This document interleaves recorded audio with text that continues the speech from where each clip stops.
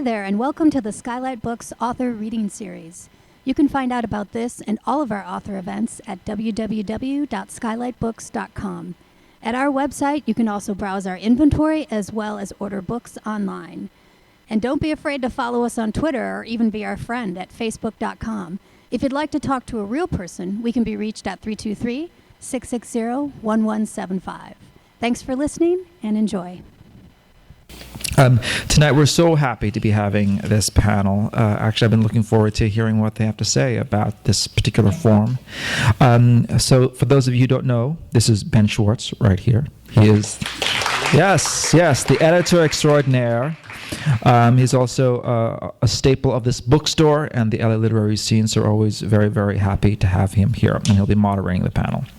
And then we have Brian Doherty. Brian is a senior editor at Reason Magazine and author of the books This is Burning Man, Radicals for Capitalism, A Freewheeling History of the Modern American Libertarian Movement, and Gun Control on Trial. He lives in LA and has been a devoted friend of comics since 1975. Yes, give him some. That's great. Robert or Bob Fiore has written the Funny Book Roulette column for the Comics Journal since sometime during the Carter administration. That's what he wrote here, the Carter administration. This is the only thing of consequence Bob has ever done. If this is of no consequence, then Bob Fiore has never done anything of consequence. Like a lot of people, he lives in Los Angeles. It's going to be a fun group, you can tell. Yes. Sammy Harkham was born in 1980. Really? He was born in 1980 in Los Angeles. He's the editor of Kramers Ergot, the latest volume of which was published by Buenaventura Press, a terrific press, and we have lots of their books, by the way. Most recently, he guest edited The Simpsons Treehouse of Horror number 15, published by Bongo Comics, and is working on his solo comic book, Crickets number 3. That's Mr. Sammy. We're also very happy to have Joe Matt, a practitioner of this form. We have his books right up front, and we're always happy to see him here, and he's loads of fun. So, ladies and gentlemen, that's Joe Matt. Now, I know you don't want to hear from me, so I'm going to pass this over to Mr. Ben. Thank you very much, Noel. Yeah. All right. Brian and I are going to be splitting this one. Well, I pitched this book to Fantagraphics editor Gary Groth, who's been writing comics criticism and founded the Comics Journal in the mid-'70s and is probably the most pugnacious writer on comics, I would say, of anybody I can think of. And I said, what about it like one of these, we see these best American sports, writing books or best short stories. How about one on best comics criticism? And this is the guy who's been publishing the Comics Journal since, I think, like 75 or 6, somewhere in there. And he emailed back, do you really think you could fill up a whole book with good comics criticism? And he sent me along his essay, The Death of Criticism, to encourage me. But he and Kim Thompson, his partner there, and Eric Reynolds, who's sort of, I guess, he's now a partner publisher. They got behind it because one thing that's going on with comics criticism at this point, in this book covers 2000 to 2010 or 2008, but the New York Times Book Forum, the New York Review of Books, the LA Times, the Washington Post, Brian's own Reason Magazine, and the New Yorker, and any number of publications publish comics criticism all the time. Some of them don't publish film criticism, but they'll publish reviews of comics. So it came to, I just thought this period too is one I really wanted to cover in this book, because what some people call the graphic novel, whether it's fiction or nonfiction. They call it a novel. They'll call Mao's a graphic novel. In this period, comics have become treated as literature. One of our contributors, Rick Moody, said that with the release of Chris Ware's Jimmy Corrigan, and on the same day Dan Clow's David Boring, comics became unavoidable in literary circles. And when that happens, they became unavoidable with literary critics. They become unavoidable throughout the publishing industry, because I think Jimmy Corrigan sold something like 100,000 copies or something like that. And when that happens, not only do they want to publish more comics, not only do they want to find new artists or revive classics because people will buy them, but they'll spend real money on biographies, like the biography of Charles Schultz that Knopf put out. Gary Groth published, meanwhile, a biography of Milton Caniff.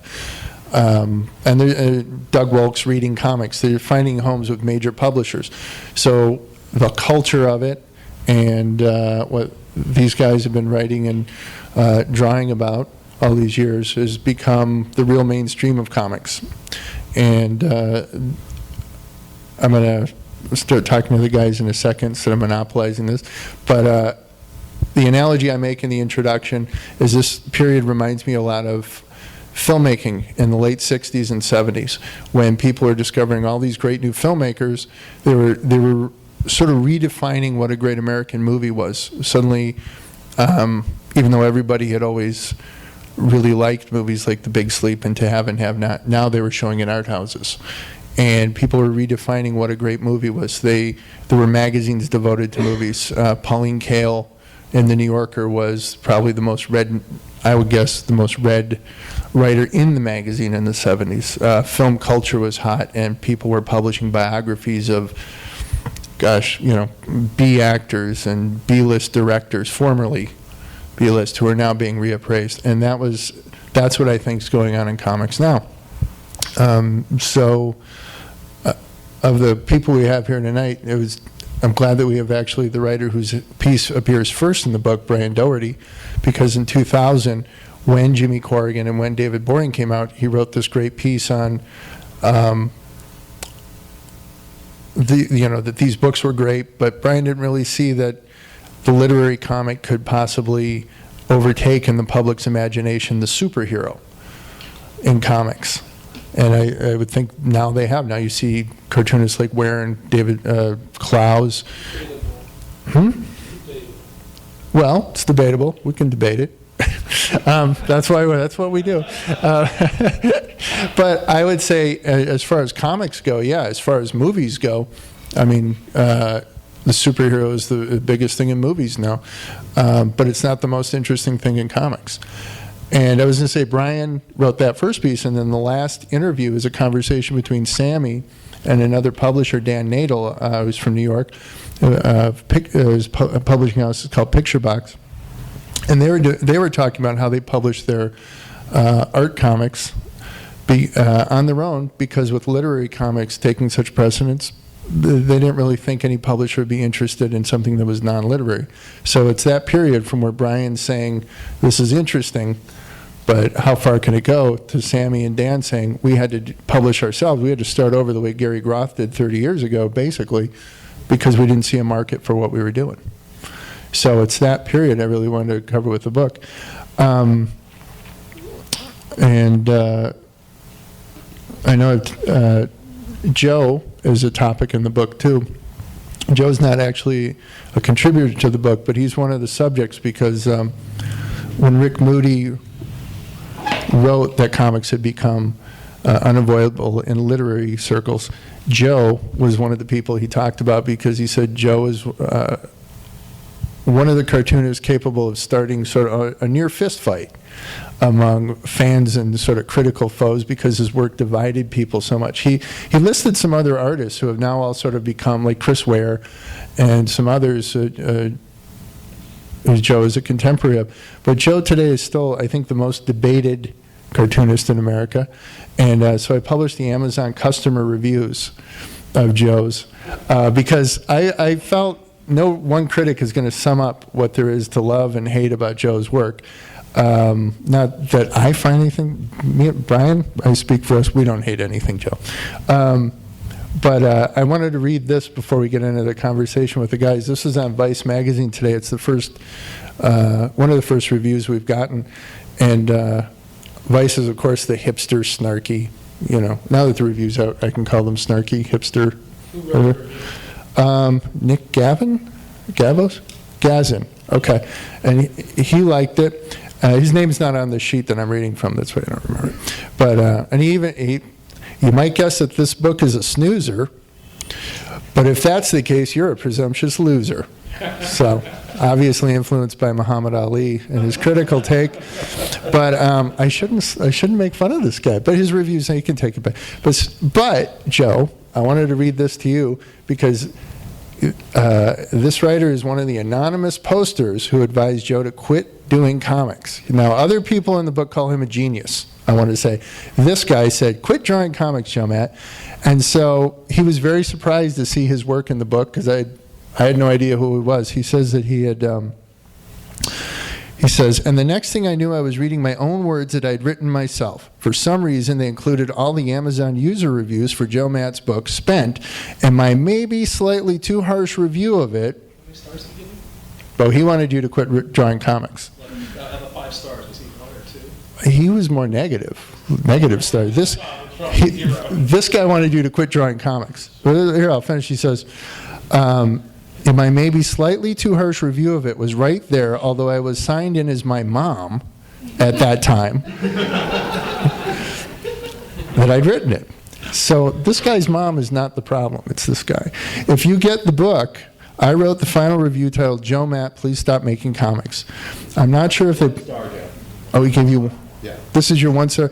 No, he's taken it back, sort of. He's going to give you 2. Here, look at. I'm not sure if they put mine last because they were making fun of me, thought I was funny, or what. Fuck it. Tom Sharpling said something about how the internet's pretty much just people saying, that thing, I don't like it, to each other, and I stand by that. So, Joe, we've made the world a better place with this book because this guy has kind of taken his review back a little bit.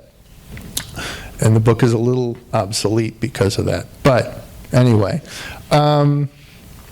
so this is, I wanted to start actually asking you all this question because Sammy and Joe and I, when I asked them to do the panel, they're the 2 cartoonists here.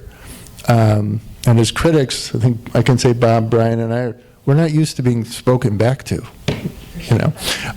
But both Sammy and Joe, when I asked them to be here, kind of had the same question. It was like, you know, what do we need critics for in a way? What's a good critic? Well, that was specifically Joe's. Like, why do I need critics? He said, when a book comes out, I know what I want. But I did want to, everybody knows what a critic is, a movie critic, a book critic. But I wanted to start with you two, who have been the subject of critics, and say to you what you think a good critic is, and when they're necessary and not, and when they're, what is a waste of time kind of critic? I start. Excuse me.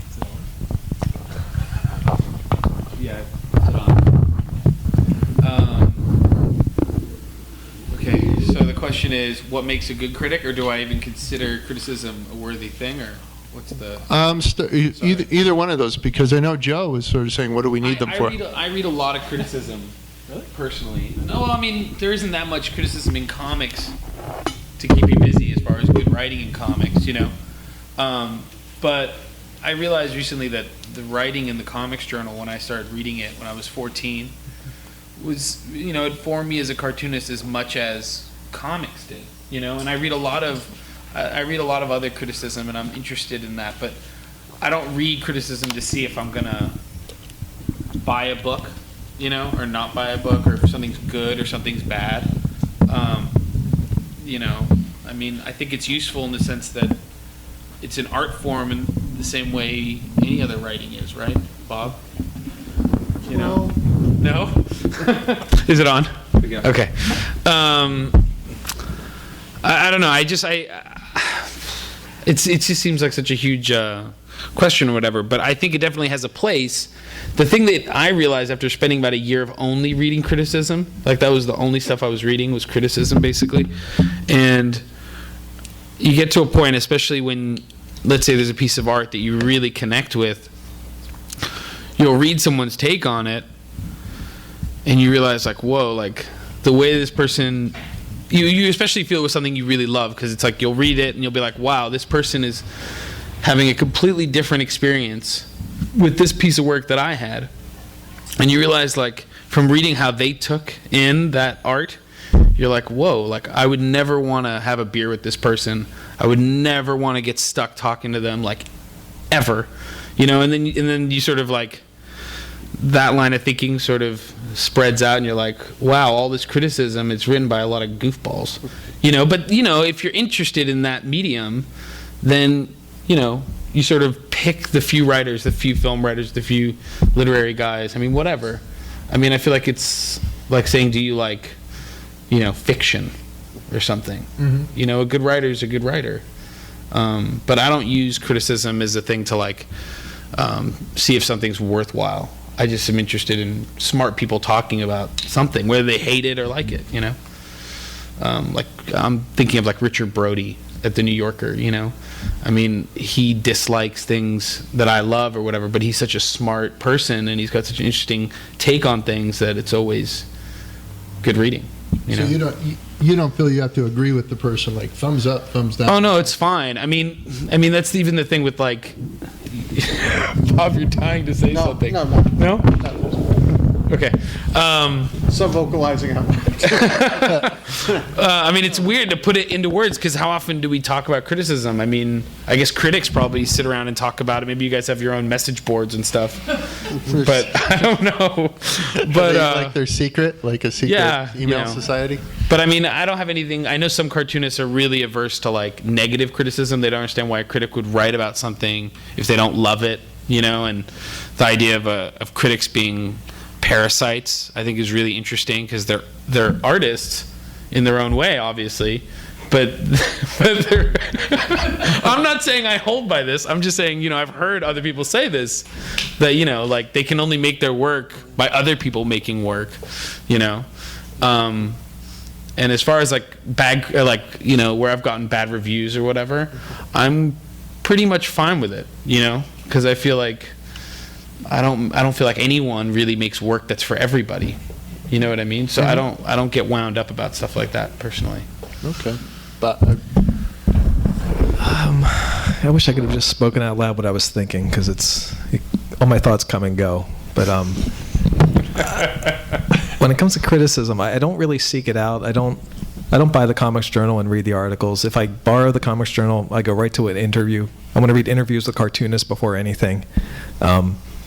If there was an article by Art Spiegelman, you know, about something, that would be the first kind of review I would read, or criticism.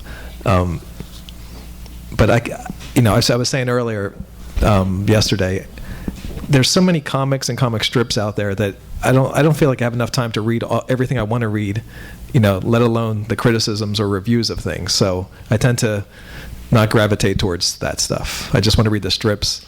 If I get a hold of Little Orphan Annie, Volume 5, like yesterday, I'll start in reading the book, and I may never get around to reading, you know, Jeet Here's great introduction. Oh, wow. But I might, maybe years later I will, but not initially. Because I value, you know, in my mind, I'm like, it's, you know, it's like the main course. I want the main course first. Have your salad at the end. Yeah, but you were mentioning criticism as an art form. I'm not sure. Did you agree with this? Are we calling criticism an art form or not? I don't know, but it's sort of like, unlike comics, when I see comics I like, I know initially just visually what grabs me and what doesn't, and I don't, you know, word of mouth or something might lead me to a book more than a review or something, but I just know visually what I'm going to buy or not buy. Mm-hmm. And I don't know. As a cartoonist, like with, you know, I always put my maximum effort into my work, because I always feel like I'm working for posterity, and I want this book to stay in print for 100 years. Whereas with reviews and stuff, I'm not sure. It's it's less clear how much effort went into writing, unless you know the author. It might have been written in 10 minutes or something, or it may have taken a week of agonizing. But I can't see that. I can't see that visually, so I gravitate towards visual stuff. What else to say? What about not about the? But how about we drop the idea of like looking at a piece of criticism as a guide to something you should either buy or avoid. Right. But just as far as like reading a piece of Jeet's writing, Jeet here, a writer in Canada, who writes a lot about stuff you're interested in.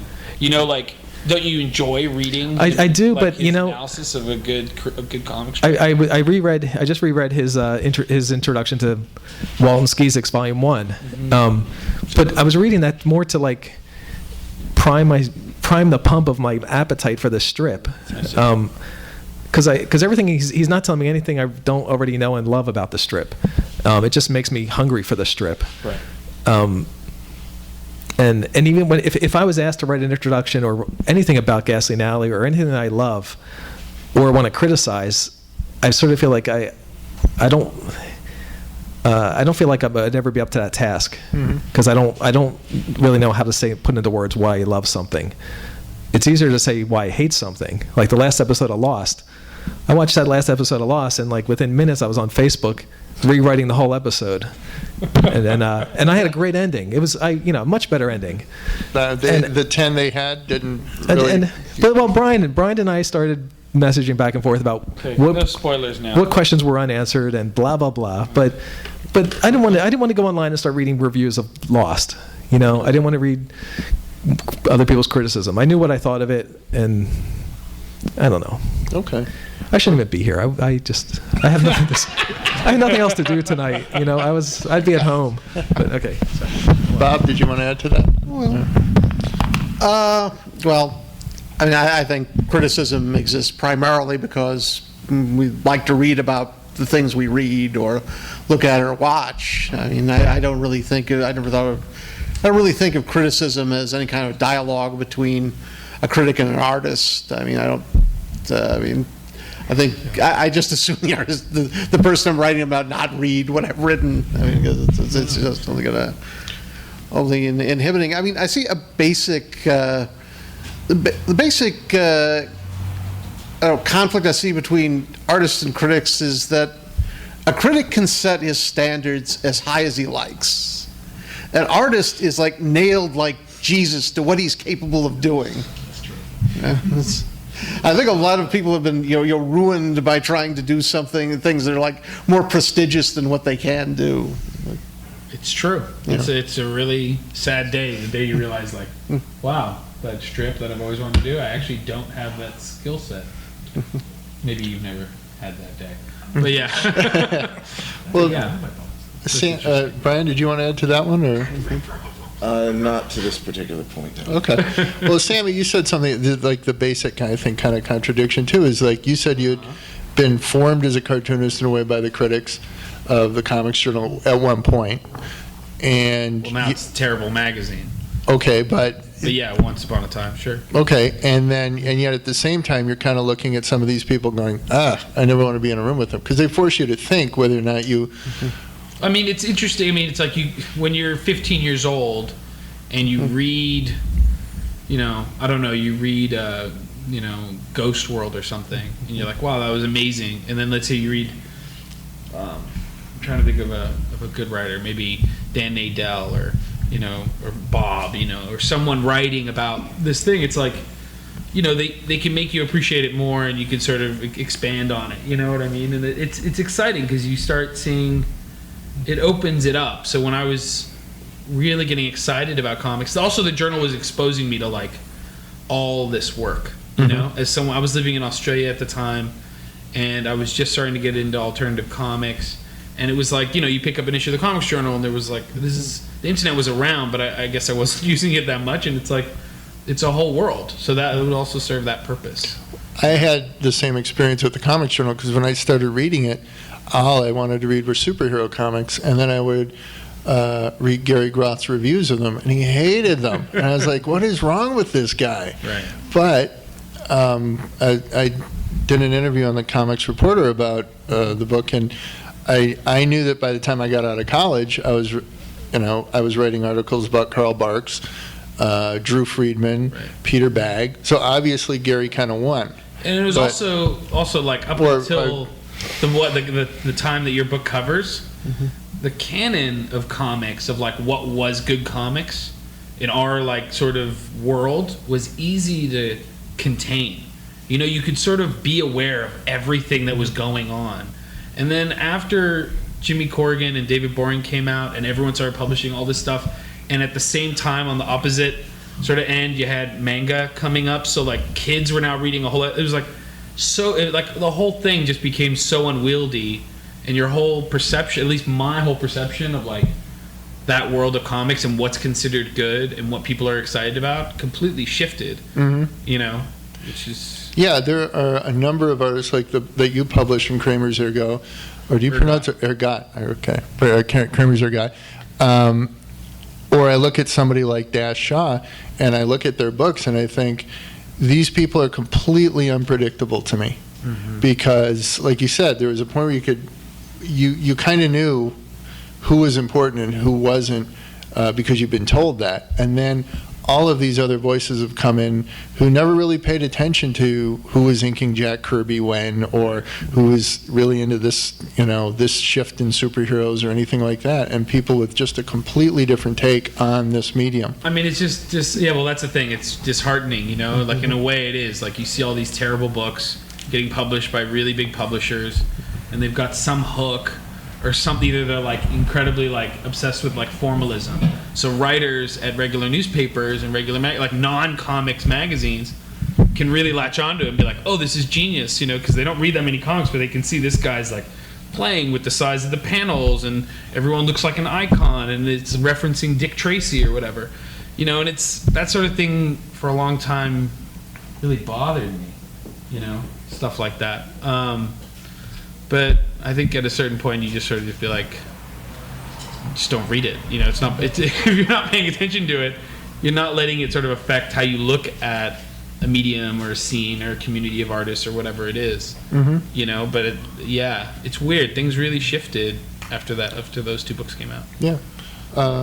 I could actually really give an even more enthusiastic sort of valorization of criticism in a way that's totally dug into believing that being a reader like me and being my age is the optimal thing. I have to believe that the people who are reading, and I'll name Bob particularly because he was for years the most consistently intelligent critical voice in the Comics Journal, which Sammy mentioned. And if you were a comic book kid, a serious comic book kid who didn't just like, I know there's people out in the world who maybe just like to consume art, and that's what they like to do, and they like to make art, but that strikes me as weird. I feel like if you're into this stuff, you're going to want to participate in a conversation about it, whether literally face-to-face, which wasn't really an option for most people if you were a comics fan in the late 70s and 80s, or through magazines. You didn't have the internet to do it then, and that a generation of people that Sammy and I are both part of, and Ben is part of, that got to participate in not just reading intelligent comics as they started to come out more in the 80s, but to be enmeshed in a world in which intelligent people talked about them intelligently, I think laid the groundwork for the comic, like the talk about it, I think had to have laid the groundwork for the revolution as much, maybe not as much as the work itself, but also to a significant degree as much as the work did. And I think Bob here is as much of a hero of the modern comics revolution as some of the great artists of the 80s. And Joe was saying that he can figure out what he wants to read just by looking at it. I totally can't. That's absolutely not the way I consume things. I'm never probably going to pick up a comic book or a book and decide I want to buy it just because of my experience with the thing. If I don't have some sense of what it is or where it's coming from, I'm probably not going to buy it. I might look at it and start thinking, oh, this seems like it might be interesting, and then maybe I'll seek out the conversation about it and try to figure it out. Are blurbs helpful? No, they're not enough. And I don't think I'm the only person in the world who is that way, that you want your mind and your reaction to art to be enmeshed in a larger world of conversation, and that's what criticism is. Whether the criticism is brilliant or not, it's helpful and important in building an intelligent audience, and in many cases in building, like I think Sammy's example of this, building intelligent artists from that intelligent audience. Did you want to add something, Bob? Well, I think there's a difference between comics and literature, because one printed page of good writing looks a lot like a printed page of bad writing. I mean, comics, you can look at a glance and see if there's something interesting going on, I think. Let me ask, Brian brought up a good point, because I said in that Comics Reporter interview that I think maybe the most radical publishing venture that Gary Groth and Kim Thompson ever embarked on was the Comics Journal. Who would publish a magazine just about comics criticism and interviews in the 1970s? Now, I know there had been some other attempts at it, but that they would do it and keep it going that long was... You got to remember also that they were coming out of like they were coming out of a fan culture. I was reading an issue from 1980 yesterday or day before, and Gary gets into a whole thing with Roy Thomas, who is an editor and writer at Marvel. He wrote like the Star Wars movie adaptation and stuff. He wrote Conan the Barbarian and most every Marvel superhero, I think. Right. But Gary does mention a whole bunch of magazines, comics, like fan press, because Roy Thomas goes into this whole thing about how they're all, those who can't do, criticize or whatever it is. And then Gary, in his rebuttal to his letter, mentions like, no, there's actually good writers in comics, and he goes through a whole bunch of magazines I'd never heard of, but it's interesting. But Fantagraphics is also a publisher of comics, so it's self-serving to publish a magazine of criticism. Not in 1980 though. Yeah. Okay, but I got on board like in '85. Like started publishing. The first thing I got very excited when I saw the Crumbs cover of Harvey Pekar at a train station, and that led me to discover Pekar's work. But again, it was the Crumb thing that pulled me in, not anything else. But I'm just, there always has been a conflict of interest, though, to me, with Fantagraphics publishing a critical magazine when they have their own books that they're talking about, So I've always felt that way. Well, Fantagraphics. It's sort of like it's sort of like the local ethnic entrepreneur, who owns the Greek restaurant and the Greek hairdresser. So that, it's in the beginning it was just all the Comics Journal, and they had this ambition to publish comics eventually, and basically the Comics Journal is basically the dog that became the tail. There's. Well, I want to direct this question to Bob, because as you said, you started writing criticism sometime in the Carter administration. Sammy was born in 1980.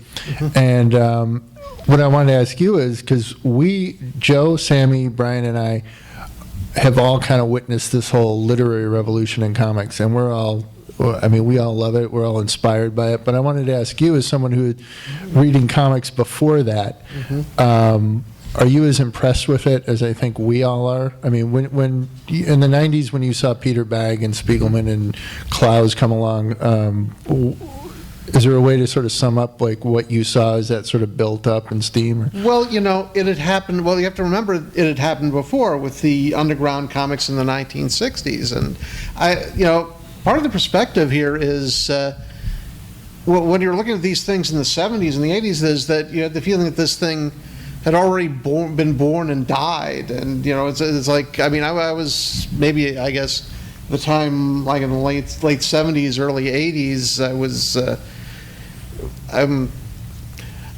there was, even before there was before this boom that you're talking about, there was like an attempt to after the underground faded away, to have to recreate a kind of comics that were not from the major New York commercial publishers, and that had like never really gotten anywhere. So, I mean, I curious to say, I mean, when I was reading comics in the 70s, I was reading, I was reading Marvel comics mostly. It was basically I wanted to read comics, and those were the only comics there were, and so it's.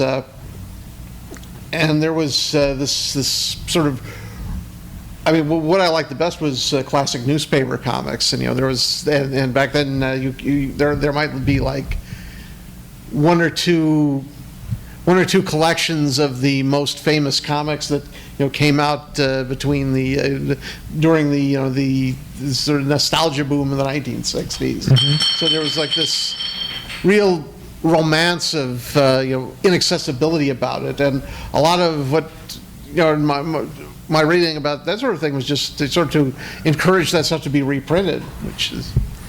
Didn't Fantagraphics start early with Prince Valiant? Wasn't that their first reprint? Well, that came later. I mean, it's started out. I mean, they did a couple of things that were like this. A couple of really kind of odd things, like I don't know. It was like this book. I'm trying to remember the name of it. It was something of Saturn or something of Jupiter. It was like the most god awful kind of science fiction pulp thing. And it's like, but I mean, it was just a couple of false starts on that. I guess it really started with Fantagraphics when. It really got started when the Hernandez brothers sent Love and Rockets to Gary Groth basically as a review copy, and he says, well, can we'd like to publish you, and that's, I think, became like the first thing, was the first substantial example of something that came out regularly, that was something new, that was not part of something that comes after the underground era. Mm-hmm. And so, well, that's interesting that because I remember when the first 8-Ball came out, mm-hmm. and I would get these comics. I thought of them as almost like zines. I mean, it was much better produced than that, obviously. Mm-hmm. But I just thought, I didn't see them as having this giant future. I didn't see anything like that coming. That's, again, why I start with Brian's piece. And Alan Moore, for example, I quote, saying that he loved Mao's, but he was interested in doing comics that had some impact on the mainstream. So he did League of Extraordinary Gentlemen. And I was just like, but you can't, I see, at that time, he was kind of right, because Mao's came out. It did not have a big impact within comics. It had a big impact on readers. You mean he did Watchmen? Was Watchmen after? Watchmen was in the 80s. It was republished the same year, but he had seen Mao's come out. He felt he wanted to do something that had real impact in the mainstream of comics. As you said in the introduction, the broad sweep of comics. It's so depressing, because it's like he's stuck in this scene, like he still wants to do something for this very weird, narrow audience.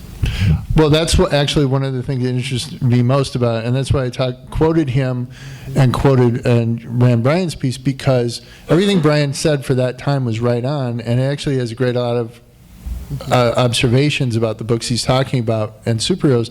But this definition of the mainstream, what it is, it became completely different, because now Chris Ware, if he gets published in the New Yorker, Chris is seen by 700,000 readers. And yet it outsells, and that magazine outsells any superhero book. I know, but yeah, but the comics have had a great history of being popular as long as people don't have to pay for them. Mm-hmm. Like they've been in newspapers, and then people would get them at head shops when they'd go to buy their bong. They'd see, a cheap comic, and it's, nobody really cares. I feel like people care about a handful of cartoonists. I mean, you talk about like a revolution, all this stuff. I feel like there's like a handful of cartoonists that people are really interested in, that are actively working, who have really big audiences. But I still think it's a pretty weird form to work in, because, think about it, like people who read, 100,000 people buy Jimmy Corrigan, and they love it. Let's say all of them love it. it's a particular kind of medium. It's not for everybody. So you could read that and be like, that was awesome, and decide like, I don't really want to read another one. Not even decide. It's just not going to cross your mind until 5 years later and Black Hole comes out and everyone's talking about Black Hole, But it's sorry. You're kind of talking about that. That's very true of most novelists today. There are more novelists, but there are when you think of how many novelists there are and the ones that people really care about.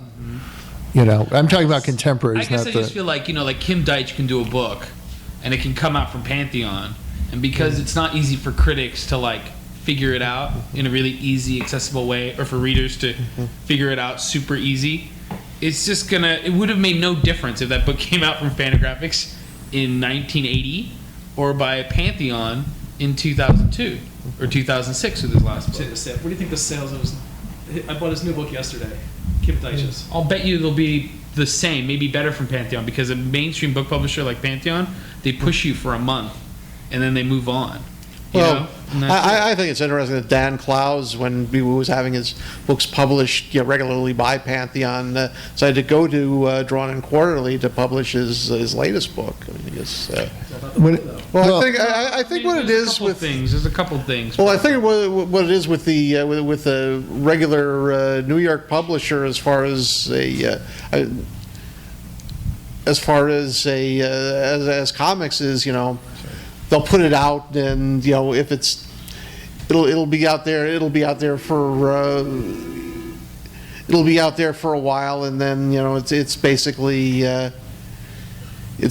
backlist, and they're not going to follow up with it. Whereas a dedicated publisher like Drawn and Quarterly will keep it along, will keep it in print and keep it. Yeah, but I mean, I bring up this stuff mainly just because it's. The idea that the people's perception of comics has changed that much, I don't feel like it is. I feel like I don't think so. I feel like most people who I think people in literary circles sort of resent it because a book like Blankets gets a lot of attention, and then they're like, "Oh, what's this book?" People are saying it's a piece of literature, and they read it, and it's a piece of shit, right? And so then they go, "Oh, okay. Well, then the next book, the Stereos Polyps book comes out, and everyone's like, oh, I heard this is amazing. It's gonna be an amazing book." And they read it, and it's like, oh, another kind of piece of shit, And so then it's like, this fucking form is retarded, Excuse me. But I like the Stereos Polyp. I want to point out. It's like if I was a reader and not a cartoonist, and I'd been reading in the New Yorker and like, ooh, comics, or reading, Harper's or whatever. It's like, yeah, sure, there's a couple interesting things. Robert Crumb doing Genesis, but like that family at the bookstore I work at, I own with my friend David Kramer. He's not a big comics guy. So last year he said, "What was the big comic? Like, what's the great comic that came out last year? New comic?"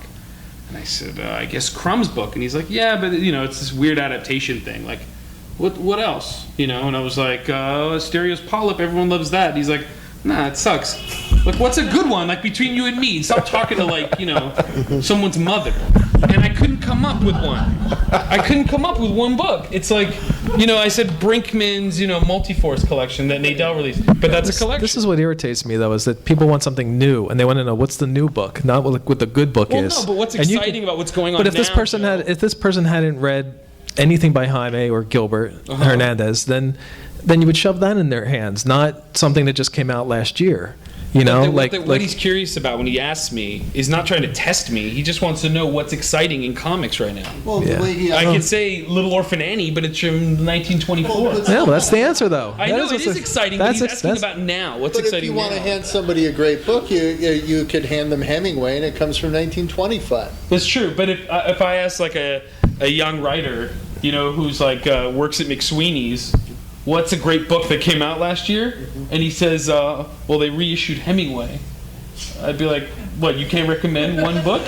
Yeah. Why would he? I'm just saying, it was interesting to me, because I don't think like that, because I'm deep in this crazy world of comics. You're also creating that situation completely.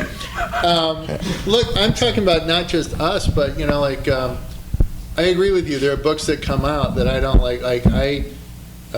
What's his name? The guy who did Stitches, David Small. Yeah. Now he's exactly what you're talking about a guy who critics who don't read comics think, oh, it looks like this little art film. I think is what they thought. It's like reading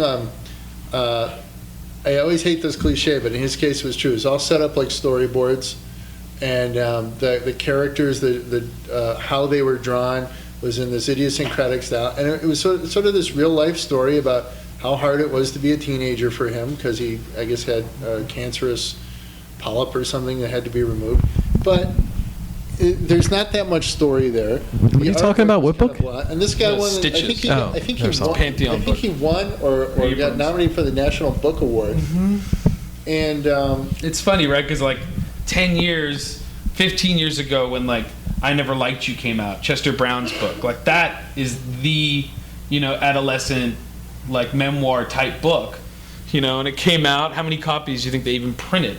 D&Q 2000. But yeah, it's going to get reached, but it's a great book. It is. It's the best. But you would give somebody a copy of Catcher in the Rye. So what if it came out? Oh no! I Maybe know. not. I just think it's interesting. You know what I mean? Yeah. I just think it's interesting. Could I just interrupt real quickly and say that if anyone hasn't read Chester Brown's The Little Man, they have paperbacks here for $6 on sale. Little Man and Other Stories. It's a great book. It's murder. Did they buy them from you? No, but they're back there on they're on that discount table. They'll be bringing it out later. Everybody should snap this up if you don't own it. It is a great book. Just play it. But now you can look at 20 years of back catalog stuff. If somebody says, "What should I read that's good?" You don't have to like your friends ask, "What's the new thing?" Like why last year? What did he like so much about 2009 and so in love with it? Whatever. You're flipping it and turning it into a different conversation. The point is, it's We're interesting. supposed to talk about that criticism. It's interesting that Criticism. Stay on focus. Stay on topic. It's like comics are getting a lot of attention, right? Like critics are writing a lot about You comics. said the whole thesis of my anthology was like, oh, what literary revolution? I'm saying there is one. So that's all. It is interesting because looking at that list, I was like, oh, Rick Moody wrote about a comic. I didn't know that. Well, I think there is a problem that there is that these the big statement books like Jimmy Corrigan or Mao's seem to be few and far between. I mean, just basically because because how long it takes to draw a comic book, and I mean it's and I mean I think there seems to me there's a sort of a life cycle with cartoonists in that when they're really young, they're in this medium where it doesn't have a lot of rewards, but you're young and you can withstand a certain amount of poverty, and you can do a lot of work, and then you get guys into their 40s, 30s, late 30s and 40s, and you just late 30s and 40s. Slow down. Yeah. Get discouraged and bitter. It's just, well, no. I mean, it's just you just don't have that the appetite for work. I mean, like the big thing for me, the example to me, I think it looks at is like Chester Brown. Started this project where he was going to adapt like all 4 Gospels into comics, and he went through one and got like halfway through a second, right. And I guess I'm just guessing is that he decided he doesn't have enough life to dedicate to this.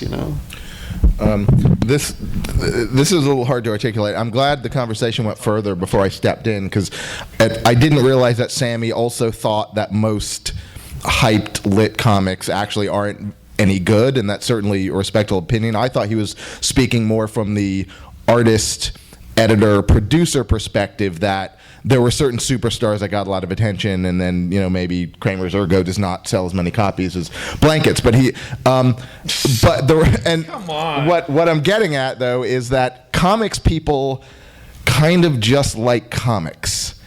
I'm sure you could convince me that Asterios Polyp was miserable in certain respects, and I did hate the ending. I mean, but it's okay. I enjoyed the experience of it. Prince Valiant, why Gary Groth, for example, liked Prince Valiant enough to want to reprint it, it seems inexplicable to me, beyond the notion that people into comics just they really like comics. True. Gary Groth doesn't totally have to like it to publish it. It's an important strip, and there are people that want to see it in print, and that's why it's in print. Yeah, but I'm not a fan either. Does anyone? Because comic fans are so every kind of fan. They're so narrow in their thing. Some are. You don't think that certain works, maybe Asterios Polyp is a good example, get enjoyed and praised by comics people just because they're comics. It's like, it's kind of interesting. It's something that's a little different in this world that we're stuck in. Turning it off. It looks a little different. That comics fans love all the things they love has always seemed inexplicable to me, beyond that we really like comics. This goes back to how you were saying before, that before you can pick up a book and know if you like it, you have to know. No, like, before I am going to choose to buy it. Okay, so I mean, I don't know, because now we're talking about something that like I don't have a sense of. I don't like making these weird sort of blanket statements about whole groups of people like that. I don't know. Yeah. I don't know if all people who, if comic fans are like that. I know that they are narrow in their thinking, you know, and super reactionary. Like, as we see, like Jimmy Corrigan comes out, everybody loves it. 5 years goes by, everyone in that same world sort of resents Chris Ware and say they're bored with him, you know. And then you have like guys like Benjamin Marra coming out with like doing like, you know, Thunderdome style indie comics, and Johnny Ryan, what Johnny does, right? And everyone's, because it's a reaction to, it's because it's such a narrow, weird little scene. Yeah. You get these weird things happening that probably no one else notices outside of that weird world. You know, Chris Ware is like, seems to be going in and out of favor. Yeah.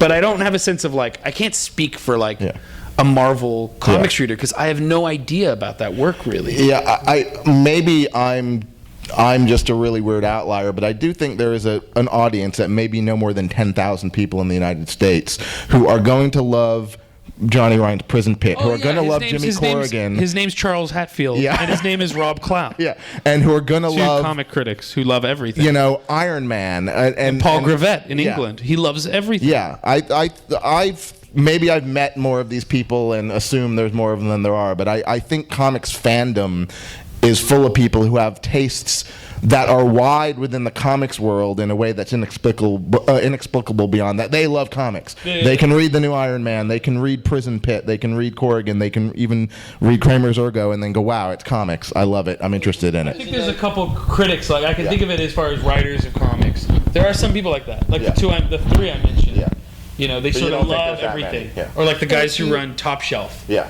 They love every comic. Yeah. Well, what you're saying about people who just love comics, isn't that true about most?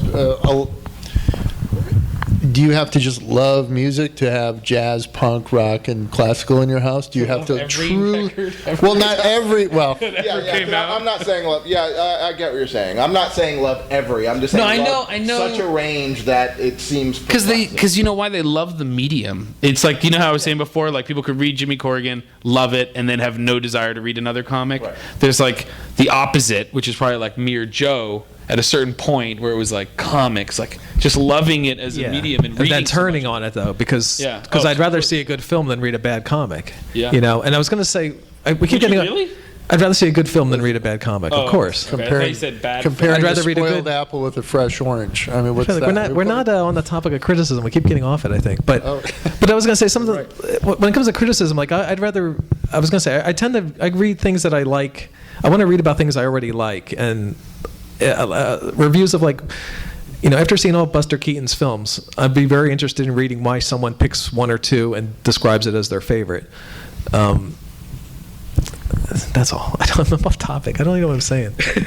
Well, I won't let you have the mic anymore. Joe, you're not allowed to have the mic. Wait, we were talking... The validity of criticism? Well, that's what I started on. But you too. Let me ask you, Joe. Like, you're a cartoonist. You think a lot about comics, right? Kind of, yeah. You think a lot about making comics. You've been making comics probably consistently in your own way for the last, since maybe 25 years? Yeah, 20. So, I mean, do you feel that your work, do you look at reviews of your own work? No, I don't. If I come across, I'm a very tough. I feel like any artist has to be very tough-skinned and not really care. And if you're looking to the reviews for validation, you're pretty insecure, and it's just not. It doesn't bode well for you as an artist. Whenever things of like artists I admire, like Woody Allen or somebody, I don't imagine Woody Allen running around anxiously reading all his reviews. I mean, he doesn't even rewatch his old films, you know. So it's like, I kind of feel like the artist role is not to really get caught up in that. And I remember Harvey Pekar and Spiegelman getting into a debate over Mouse, and it was always printed in the Comics Journal, and I was like, man, Pekar's dragging Spiegelman down with this debate. Like Spiegelman should just be working, and Pekar's got nothing better to do or something. And I was like, I just felt the artist and the critic should kind of stay separate, and like teachers, and it's just. There's such different things, Well, but you're talking about criticism as if it's just a review, like good or bad, rather than right. I am. I put rather than an analysis, which does fascinate me. Like, but that's why I David wanted the interview with Dan and Sammy in the book, because it's a conversation, but there's critical thinking going on. That's what I was most interested in. Conversations and interviews always, it's like reading a play. I really find when I talk about criticism too, it means more than just 2 stars, 3 stars, buy this, don't buy this. I think he reads criticism because if he reads all those interviews in the journal, a lot of that stuff is the same sort of thing. It is, but a lot of the same way of thinking. But there are always people I already know. I want to read what Jaime has to say. Like I read the Mazzucchelli Dash Shaw interview, and I found myself dismissing Dash Shaw and just skipping over his lines and just reading what Mazzucchelli said. Because I'm like, I don't have time for this. I don't agree with this guy. His tastes are all over the place. Net for 3 days. I don't have time. Okay. But and also just quickly, I mean, you can't really take much. You can't put too much weight into a positive review when the next review by the same writer is like praising the new Avengers comic just as much as he loved your last book. I think the number one reason that artists really can't, number one reason that artists can't pay a lot of attention to critics is they change their minds. Who does? Critics. Critics change their minds? Critics change the minds of the artists? Critics change their minds about things. So do artists. I change my mind on things all the time. Well, what he's saying is you can't look at the review as a standard, because then the critic comes back and says, maybe I was wrong. Like Bob's pieces in the book are all about comics on 911, and he entitled the coda to it, when you look back, "Make Me a Liar," because you had changed your mind about. Well, I didn't change my mind. I didn't think there was going to be any sort of major work that came out on that subject. Then Spiegelman came out with In the Shadow of No Towers, which I was impressed with. So that's what that was about. That wasn't really about changing my mind about the value of the other ones that came out. So, okay. I'm going to get some questions from the audience, but did anybody want to add anything else? Any final thoughts? Joe? Something like, you mentioned Crumb's Genesis book, and that was a book that I gravitated towards because I love Crumb to death. And I bought it immediately, read it, and I hated the read. And even though I love Crumb's art, because I hated the read because I hated the Bible. I just hate the Bible, and I didn't like the read. No, he wasn't making it funny. He wasn't giving it the Crumb touch really. He wasn't writing. No, not as a writer. It was just he was illustrating it basically too literally and word for word. There was too much. It wasn't what comics. Smart stuff going on in that book. No critic has actually written about that book. But to me, it wasn't what makes comics great. The narration where he would say, like, and Lot said to his son, and then you would read Lot's word balloon. That kind of stuff is like the antithesis of what good comics are to me. And even though the art was beautiful, I had to, like, sell the book after I read it because I didn't want to keep it. Jaime talks about, like, growing up as a kid, he never read the word balloons. Ever. That's his problem.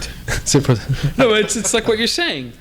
Okay. Oh, he just liked the art. Yeah. Yeah. He just like reading the images. But to me, the read is more important than the images, and this is what makes it hard when you judge things visually. Oh, I see. Because like something like I was dismissive of Jeffrey Brown at first because his lettering is terrible, and enough people kept urging me to read it that I did read it, and then I fell in love with all his stuff, and so I buy everything by Jeffrey Brown. But like James Kochalka, I got on board a little too quickly, and then I started bailing, and lost interest in. I only like his autobiography. That's another example. If I can defend what I said about wanting to. With comics, you look at it, and you're going to have this reaction. And lots of comics that, when I later trouble myself to read them, I learn to love, have a look that is off-putting to me. And that's another place where criticism can tell me, you looked at this and you didn't like the way it looked, but it's worth it. Fight through your visceral dislike of the way this person draws and read it, and you'll love it. And that's happened to me numerous times. Yeah, well, numerous times. Wow. Because it is about reading as well. There is a story involved, and there are artists, writer artists. So I go, well, I don't love their cartooning, but I do love the story they're telling, and it's working the for way me. they draw is like the way they write. You know, like the way they talk. It's like the way someone talks. No. I'm sure that's true on some What do you mean? large level, but I can tell you that there are comic books that I have read and enjoyed where I wouldn't spend my time looking at the way this guy draws. I'm not in love with the way he That's amazing, draws. because there's books that like I've tried to read that I've heard are good, but it's like if I can't get past the way someone draws, it's like picking up, you know, what's an example of a fiction writer or like in comics? There are any you know, oh man, there's so many. I don't know who to offend. I mean, it took me like 2 weeks to get through the Belly Button book. What's it called? The Dashes book. Right. The Bottomless Belly Button. You know, like because the way he draws and like some of the formal things, it was just like so hard to get through it. But I felt like I had to, and I enjoyed it in parts or whatever. But I mean, I find that so interesting that you could read a book that you didn't like the art in. That's like going to an art gallery.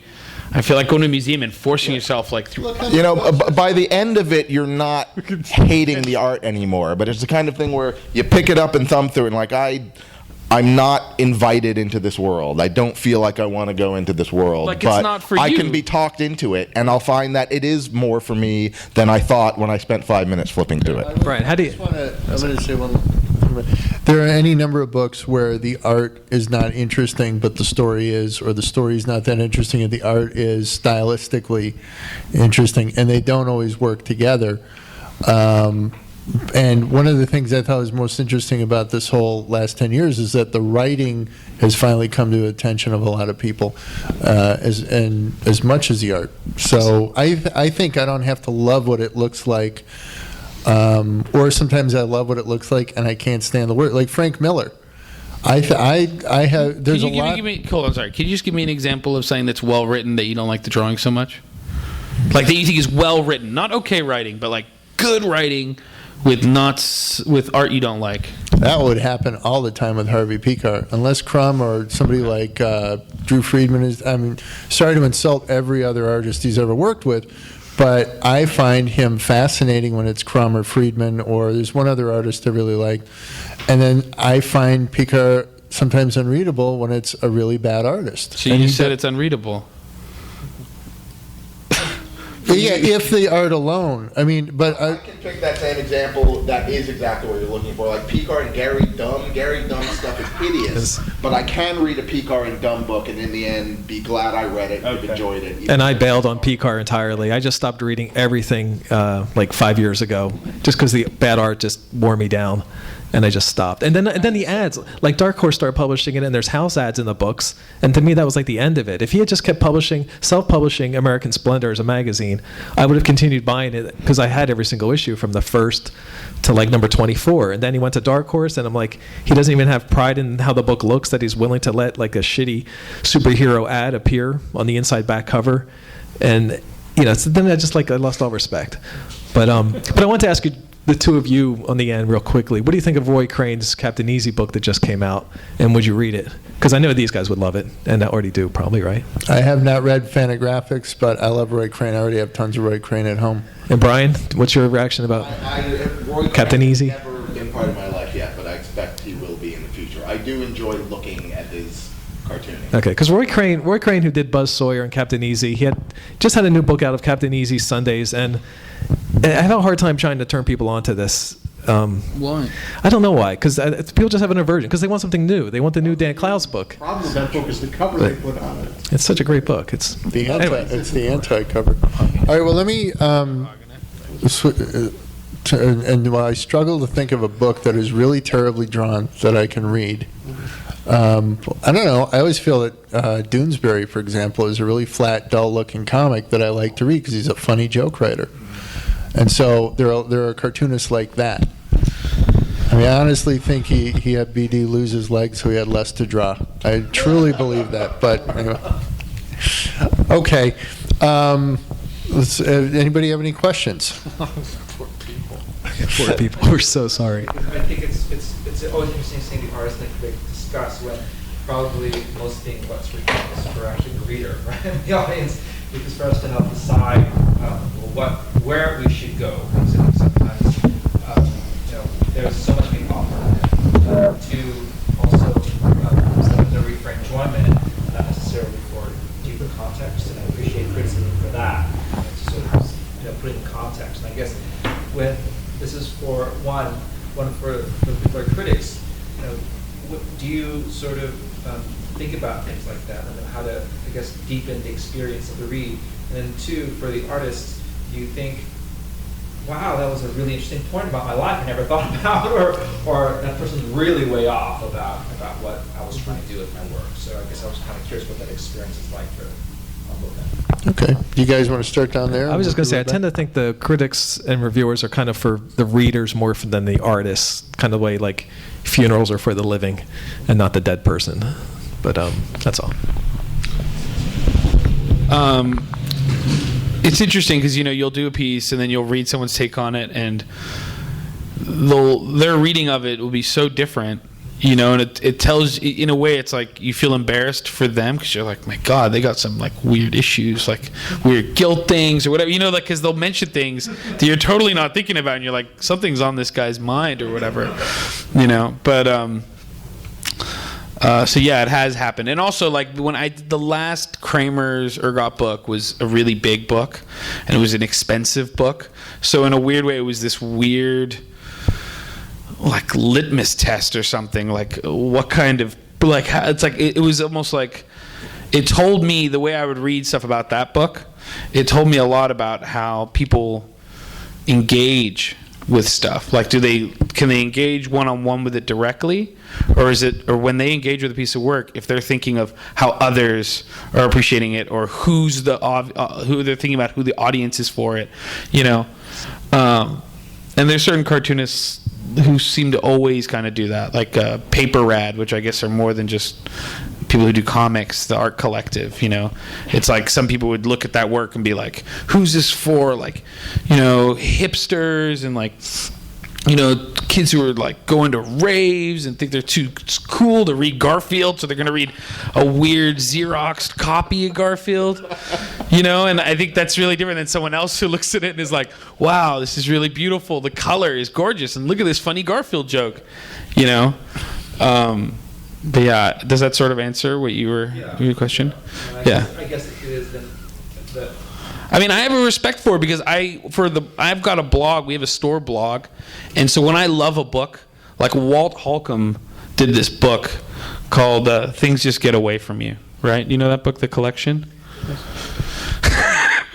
Okay. Well, they did this collection. It's a book that I really love, and not many people read it, and I wanted to tell people about the book. So to sit down for like 3-4 hours and to write critically about it and what's great about it and to really define that, like, that's something that I get excited to do. The same way I get excited to draw. It's like you're excited to talk about an artist you like, So I think it's interesting to me because then there's like people like Noah Berdlasky, who works for the Comics Journal. Every review is super negative. He's like totally he's like one of these guys who goes to a party and feels like he's got the worst haircut. He's super wound up that like he's got the worst haircut and everybody knows it and he can't deal with it. So like every review of everything is never about actually talking about the work. Would you agree? Mention what Noah said about this book. Yeah, for the record, Noah referred to this book, the title alone is contemptible. So, anyway. Ready to take the question that comes up in the context of that, because now that we live in this wonderful era of Google, where just say, for instance, okay, now we've got an anthologized book of comic criticism, and this could lead anybody in any number of directions. Say, for instance, now somebody's going to do a term paper on, I don't know, the difference between neat stuff and hate, just to throw something out there we're probably all aware of. And they Google in Peter Bagging. Everybody gets the same information. And so all of a sudden, the context that Peter Bagg's work goes into is not only because there are, only 24 issues of Hate, say, something like that, but there are, I don't know, 400 reviews of it. and people are going to be looking at this before they get a chance to maybe see even 5 issues of it. Does the import of the critic in terms of establishing some sort of context for that piece of work is more weight attached to it, or do you even care? I think it's almost decimated. I mean, it's very tough to be a critic these days. The newspapers fire them. Bloggers are more on it than a lot of critics. I mean, if you are into Pete Bagg, there are people who, are putting up a website on their Pete Bagg page. We can fill you completely up with their point of view of it. Pete himself rates quite a bit. And there's a lot of reviews, and the whole job of the critic. As I said, I would say everybody hits the same information kind of the same way because they just type Pete Right. Bagg. His point Right. is that like the critical canon then becomes the top 10 Google searches, Yeah. and it doesn't Oh, matter wow. like what new criticism is being produced. It's Well, like if- whatever the first 10 things when you say, "Oh, what's up with Peter Bagg?" That's Kaboom. gonna Everybody gets it, whether they're in Yeah. Anchorage, Alaska, or Mumbai, because that's just how it rolls. Yeah, that's probably happening. Yes. And I was saying earlier that as a consumer of art, that I find that conversation exists as useful. I like to not believe, despite what Sammy said, that it's warping how I react to the work when I do trouble myself to read it, but it absolutely shapes whether I'm going to take the time to go, I'm now going to read this book. I'm going to want to think I understand why I'm doing it before I do it, and that's just how I economize the time in my life, and I may lose out on a lot that way, and I'm sure there's lots of people like me, and that is what you said is going to happen. Right, And- I just know feel if it's like good or bad. Just on the simple fact of now, if anybody is doing any kind of research on the John Coltrane Quartet, as it was in 1962, they type that in, they get 10 things, 10 reviews from 10 magazines that managed to survive. And that becomes as much a part of the canon when anybody writes liner notes for the record. Yeah, but what's this for? This is for somebody else's yet another article or thesis paper. So what's the big deal? Well, actually, like, when you but- put something into when No? you put something into Google, you get 10 people trying to sell you the book. But your point is that like the perception is homogenized then by these 10 articles because of the internet? I'm saying, is it because just as, for instance, if somebody is the son of the librarian, 10 people can go to the library to go look into the same subject and come up with 10 totally different results. Google, not so easy. All right. Yeah, stay off the internet. I get your question a little bit better than I first did. I would say no, because everybody is chiming in. Joe alone, there's 7 reviews that can't agree on him from Amazon. Those are people who just posted on Amazon. I have this section in the book called Appraisals, where I offer 3 pretty distinct opinions of Will Eisner, who I would say before 2000 was pretty much just universally beloved. Gary Groth wrote a famous essay really going after Eisner and taking him apart. But there's 3 distinct points of view on Eisner. Steve Ditko, 3 more points of view come after that. From Alan Moore, who is a long interview on Ditko, Pete Bagg, who loathes Steve Ditko's work. He created Spider-Man and is just revered in superhero circles, and Pete called his essay Spider-Man Sucks. And then third, Donald Phelps, who is a great critic, who really just does a great critical analysis of all the formal experimentation and stuff in Ditko. And my problem with putting this together at some point was always, I got to be able to put together a book that people can't just Google at home. So no, I think the internet is, if anything, has created a big argument, and is part of the reason that people are being reappraised, like Will Elder. Douglas Wolk wrote a great piece, though probably the one I agree with most on Elder. That's Will Eisner. So I see so much more opinion, because you could also argue that when the Comics Journal was so central that Sammy, Brian, and I, and maybe Joe, are all being shaped by writers like Bob and Gary and who else? Carter Schultz. He was a big writer back then. Comics, but yeah. Yeah, a number of writers, but where else was I going to read about comics except the Comics Journal? There's no internet. So now there's this diverse opinion out there. And there's message boards, and there's so many people chiming in. Movie people have a tough time, people who write about movies, because somebody like Harry Knowles can just start up a website, and suddenly nobody really cares what the New Yorker thinks about the new science fiction movie.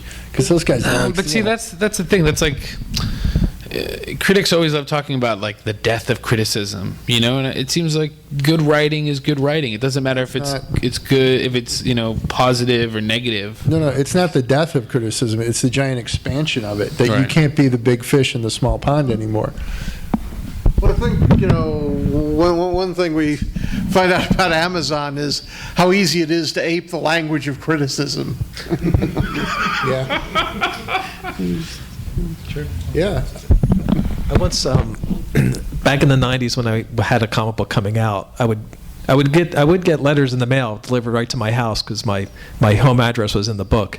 This is like from '91 to 2000, and somebody once told me like, one letter basically kind of equals, I think it was 100 fans maybe, because like only 1 out of 100 will bother to write, and the same holds true for like somebody posting a review on Amazon. It's the rare person that can be bothered to do it, and it's a particular kind of person too. And if you ever look on YouTube and you read the idiotic statements under each video, it's murder. And these things, you can't give too much credence to these attentions. These anybody on the internet. I was gonna say, yeah. But like you were saying, if somebody was writing about Peter Bagg, they should do their work first. They should read what they're going to talk about first, and then go on the internet if they're going to at all. But it's really doing things backwards and idiotically, kind of, to read all the reviews first and then read the stuff you're about to write your thesis on. But maybe it's a good way to explore what you're going to write the thesis on. But if you were thinking about watching Lost and you haven't watched it at all, would you start reading all these reviews about it? I think you would probably ask your friends, is it worth watching? Is it worth all the time? And then they might, if it's me, I'd say no, go watch The Wire. But I still think word of mouth is like probably the most important form of criticism, because your friends can, they won't spoil it for you, and these are the people whose opinions you really value. But that's not talking about the form. The form of what? Form criticism? Form of criticism. Yeah, well, good criticism is rare, really rare. And like you were saying, you can't. It looks like bad criticism because it's just words on paper or on the screen, and it's really hard to find good writing. And you got to find the names you like, and then you got to seek out their work, the authors that you appreciate. And this, takes work. It takes work and time. Okay, right up here.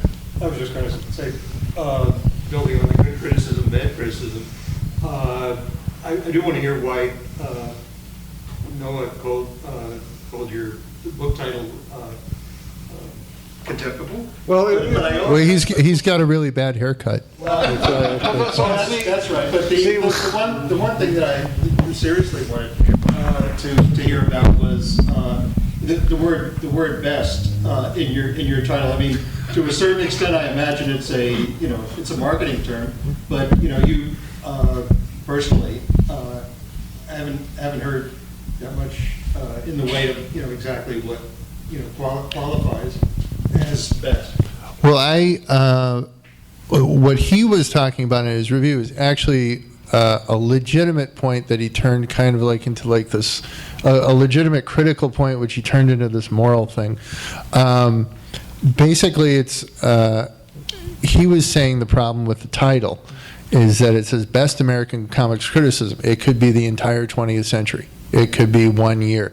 And that by not saying specifically in the title what it was the best of, that it was misleading and it was sort of a cheap marketing ploy to cash in on all this. That huge audience of people who want a collection of all the best comics criticism ever in a book that's 150. Yeah, even though Noah could have pointed out to his readers, had he chosen to, that the whole thing is explained by the jacket copy on the back. So that was his problem with it, and he called it. He thought it was contemptible. As for me, what I wanted to do was cover this period from 2000 to 2008. And originally it was titled Best American Comics Criticism of the 21st Century, but I thought that sounded kind of hokey, like Buck Rogers of the 25th Century or something like that. And I didn't want it to sound comic booky, science fiction-y, that. So I took that off. And I just let the jacket copy kind of tell what the book is. As for me, what best is, when there are all these different series, like I mentioned earlier, Best American Sports Writing, short stories, financial writing, they have all these different, Houghton Mifflin, I think, puts out a bunch of them, and there are other places. I hope this will become a series. So I hope it will become an ongoing thing. As for what I thought the best was, I was trying to cover this period, 2000 to 2008, so it's the best kind of critical thinking, not just reviews, not just historical essays, but to cover this big, wide-ranging period that, as I pointed out earlier, was sort of like you have publishers investing in comics history, investing in comics biography, investing in new comics. You have a lot of money being spent by publishers to inform the public what comics is. So I chose what I thought was the best critical thinking in those different areas, the best nonfiction journalism writing. For the most part, there's actually a little fiction in it, like a selection from Seth's Wimbledon Green, which is about comics critics. So, there are a number of different sections. If you want, like, the best in the appraisal section, they're the most insightful piece. Those are the most insightful pieces about artists whose reputations are changing rapidly, like Steve Ditko, who has, I think, become more known to the public in a way than he ever has before, because he's avoided it completely. And yet his work is sort of a defining part of the Watchmen. And so I had Alan Moore talking about what Ditko meant to him, and then Peter Bagg talking about Spider-Man. These are really insightful essays. It was my choice that Ditko, for example, mattered in this period. And so what's the best writing on him?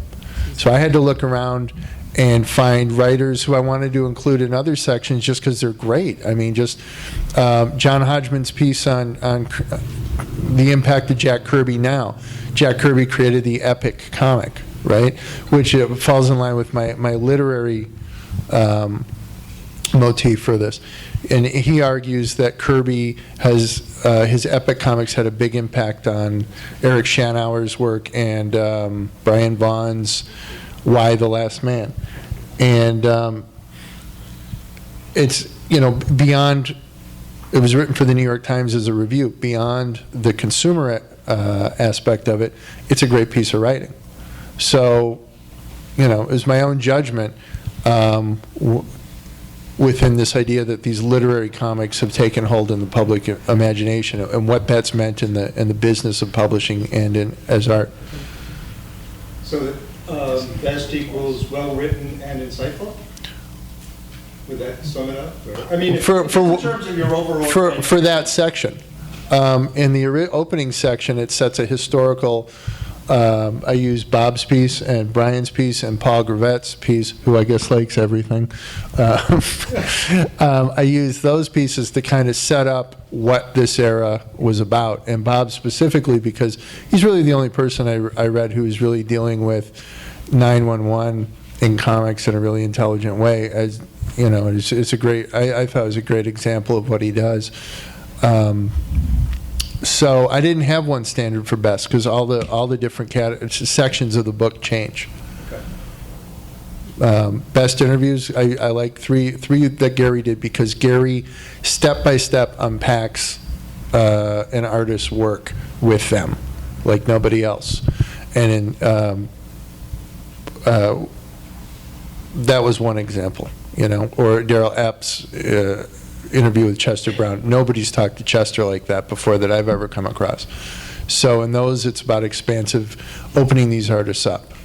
So it's a different standard for each section. We have less than a half hour left. So let me just ask if there's one more question, and then we can start signing books, or really anybody else? Because I know if I have Brian yawning, it's time to stop. Okay, well, thank you very much. Thank you all for coming out.